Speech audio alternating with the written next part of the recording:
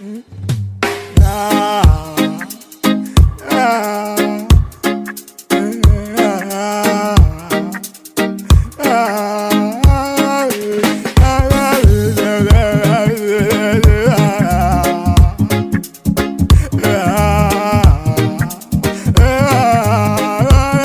vous y trompez pas, qu'on ne se moque pas de Dieu ou de la nature. Ce qu'un homme aura sémé, il le moissonnera aussi.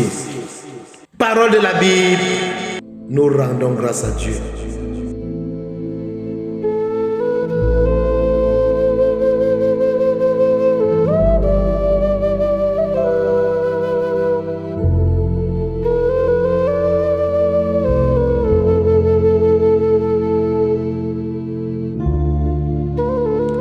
Bonjour chers tous, bonjour peuple de Dieu, bonjour chers Camerounais, bonjour chers internautes, bonjour à ceux qui me suivent constamment et bonjour aussi à ceux qui me découvrent pour une première fois.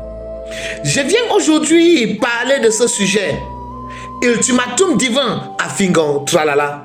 Je viens en ce jour tirer encore une fois de plus une sonnette d'alarme à notre frère Fingon Tralala. Je viens encore une fois de plus parler à Fingon Tralala, qui est au centre du décès de Mota Penda. Fingon Tralala, donc je dis oui à tuer Mota Penda. Fingon Tralala, non seulement il a fait cela, cet acte ignoble, mais Fingon Tralala qui a attaqué un enfant de Dieu, un prophète gâteau international. Et non seulement ça, il en a attaqué d'autres personnes.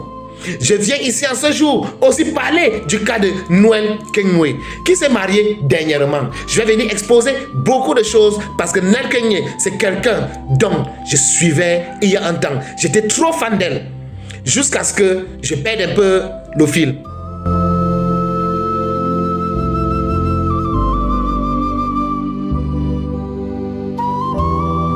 Chers tous, peuple de Dieu, bonjour. Chers tous, peuple de Dieu, nous avons l'habitude de dire, nous sommes à l'ère du verseau.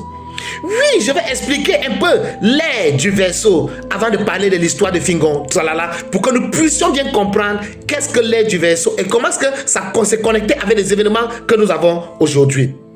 Nous savons tous, avant l'ère du verseau, nous avions eu l'ère du poisson. Et avant l'ère du poisson, nous avons eu l'ère du bélier. L'ère du bélier, pour ceux qui lisent des livres historiques, c'était l'ère où on a eu cette nouvelle venue de la bergerie. L'ère où nous avons eu les guides spirituels, des bergers, qui sont plus tard devenus des prêtres, des pasteurs et consorts. C'est cette ère où la bergerie primait. Nous avons eu des guides qui levaient un peuple, qui libéraient un peuple et qui amenaient ce peuple vers de nouvelles promesses, vers de nouvelles terres. C'est un peu l'ère où la religion monothéiste judéique a vu le jour. Ça, c'est la religion qui est venue avec l'ère du bélier. Et juste après ça, nous avons eu l'ère du poisson qui est arrivée peut-être 20, 30, 20 ans avant notre siècle. C'était l'ère de superpuissance mondiale. C'est une ère qui devait créer beaucoup de superpuissance. Si vous voulez comprendre comment les airs fonctionnent, comprenons comment ces animaux, qui sont des animaux phares de ces airs, fonctionnent. Comment est-ce que le poisson fonctionne? Dans la famille de poissons, ils marchent en groupe. Et ils ont ce qu'on appelle les puissances, des superpuissances, c'est-à-dire des gros poissons. Généralement, les gros poissons se nourrissent des petits poissons. Des gros poissons font peur aux petits poissons.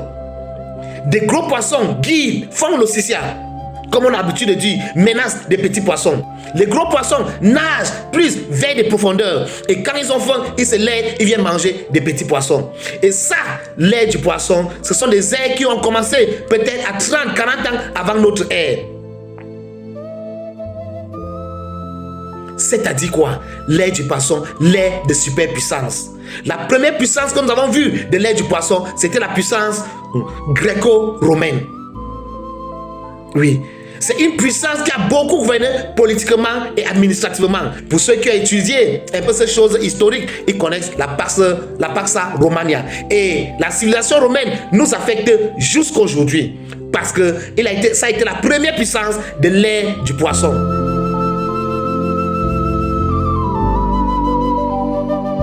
Et maintenant, on arrive à l'ère du Verseau. Et avant l'ère du Verseau, nous voyons l'ère du Poisson a créé sa propre religion, la grande qui était le christianisme, puis l'islam. Parce que chaque ère a sa religion ou ses religions que ces ères créent, qui influencent le monde. C'est une ère où des grandes religions devaient influencer le monde, devaient embrasser toutes ces petites religions parce que les gros poissons vivent au dépens des petits poissons. Certains petits poissons s'attachent sur les gros poissons pour voyager de longues distances. Donc c'était l'ère des connexions. Maintenant, nous sommes à l'ère du Verseau, l'ère de l'équilibre. Nous allons nous demander pourquoi est-ce que je parle de l'ère du Verseau et je veux le connecter avec le problème de Fingontralala. Oui, je suis là pour enseigner l'ère du Verseau. Et chaque chose que j'enseigne, je le connecte avec cette ère pour que nous puissions bien comprendre qu'est-ce que l'ère du Verseau. Parce qu'il y a une profondeur dans tout ça.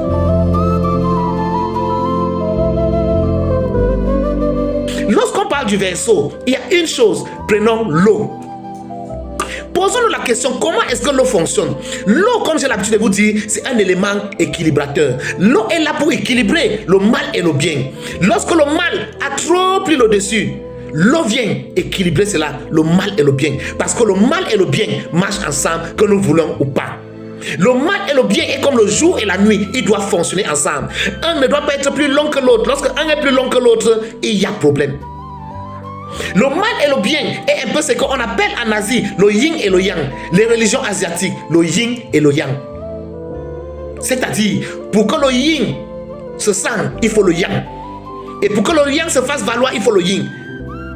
Donc, grâce au mal, on apprécie le bien. C'est un peu ça, comment ça fonctionne. L'ère du Verseau vient équilibrer tout cela. Nous savons, comme je vous ai dit la fois dernière, même beaucoup de techniciens utilisent l'eau pour avoir des niveaux exacts. Pour les carreleurs, ils savent ce que je dis, même des maçons, pour équilibrer des murs, pour que le mur soit droit, on utilise le niveau d'eau, pour se rassurer que le mur est droit. C'est ça, l'eau est un facteur équilibrateur.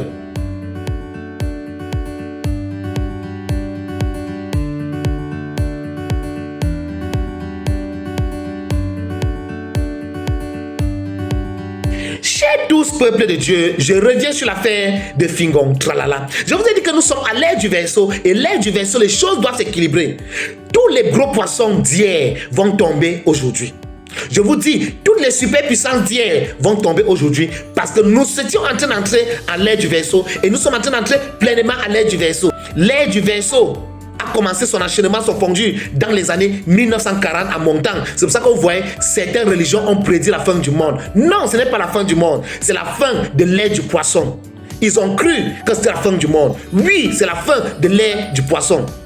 Donc lorsque les êtres changent, ils voient ça spirituellement comme si le monde va s'arrêter. Ce monde a existé il y a des milliers d'années, ça ne va jamais finir. Mais ce sont des êtres qui vont changer, de nouvelles choses vont changer.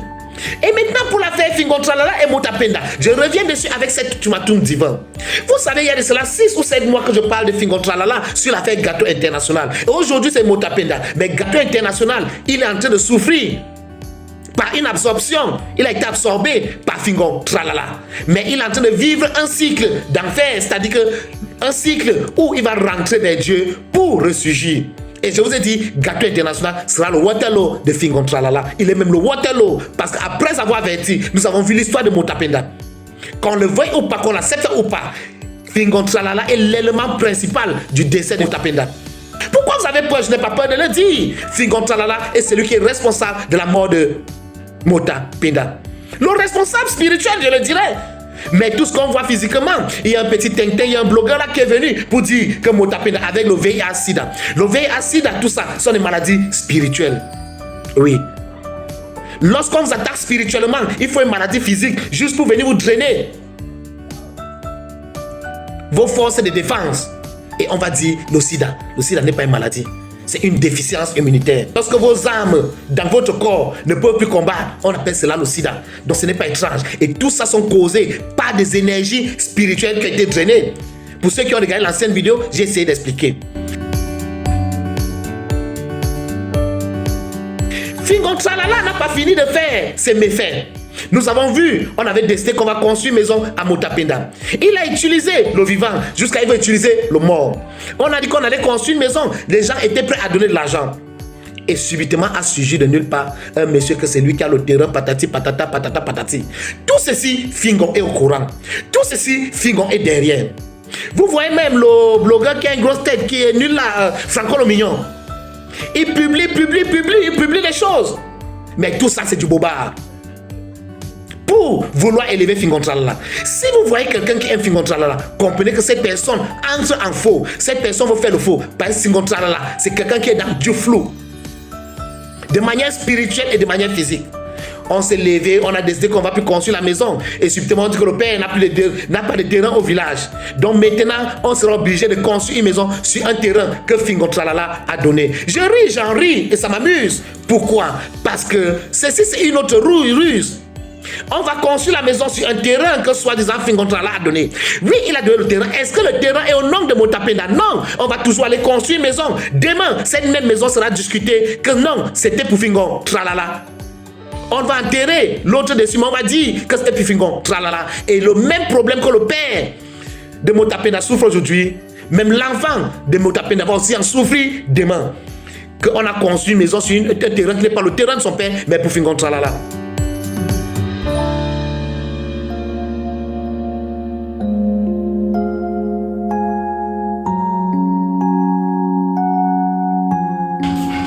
La message de ta fille, c'est ce que ça veut dire. Ok, laisse-moi demander la permission de mon mari. Oui, la fille, le rendez-vous est à quelle heure?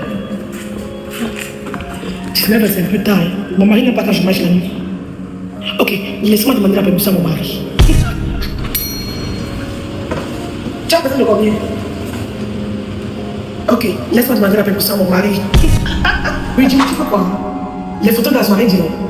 Ma puce, demande à ton mari d'acheter un téléphone, ça coûte combien? Ok, laisse-moi demander la permission à mon mari. Oui, à mon mari. À mon mari.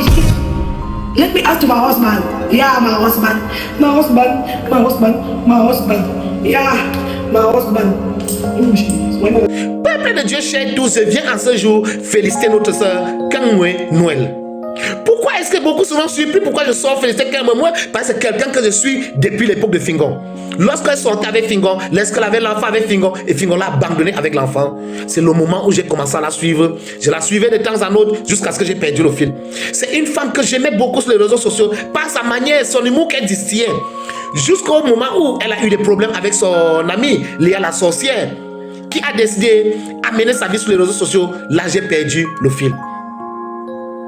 Gâter sa vie, dire des choses sur elle, dire des choses sur sa maman, comment elle tapait sur sa maman, tout ça.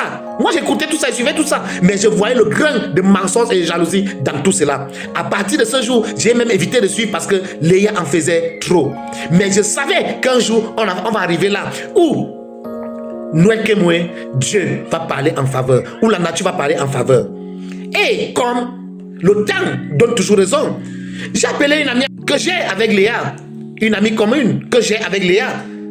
Je lui ai dit, tu vois ce qu'elle t'avait dit aujourd'hui, que Léa n'est pas une bonne fille, mais que Noël que vous voyez là va se relever. Et elle va se relever d'une manière qui va surprendre tout le monde. Et voilà ça, Noël Kemwe a surpris tout le monde.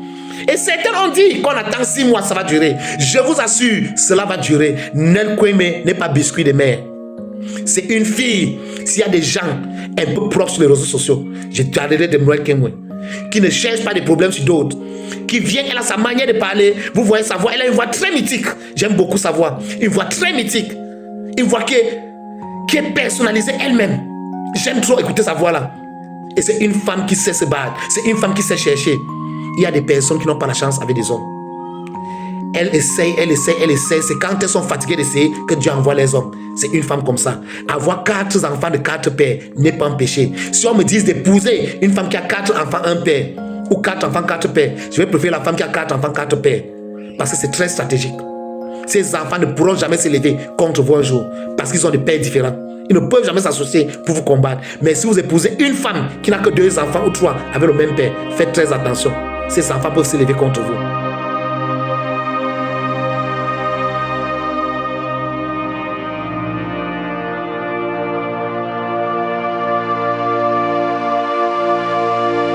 De Dieu, chers tous, je suis déjà vers la fin de mon podcast Ultimatum à Fingon Tralala. Avant de m'arrêter, je suis en train de préparer le podcast pour la venue du pape. Pourquoi le pape vient au Cameroun? Et tout ce qui est en train de se passer, qu'est-ce qui se passe? Des gens ont envie de tuer Mebengo. J'ai parlé de Mebengo, Dieu m'a parlé de Mebengo. Il y a des gens qui veulent tuer Mebengo en prison. Faites attention, Mebengo, c'est un enfant de Dieu. Quand je dis ça, des gens qui ont des oreilles vont me comprendre. Mebengo est un leader naturel. Donc faites attention, parce qu'il y a des rumeurs qui me parviennent que des gens ont envie de tuer Mebengo. Faites attention, je vais me lever pour Mebengo. Chers tous peuple de Dieu, ici, c'est la bouche et les yeux de Dieu sur terre. Apostle Lucie, votre guide spirituel. Merci de vous abonner, merci de liker, merci de partager et à très bientôt pour le nouveau. Ciao.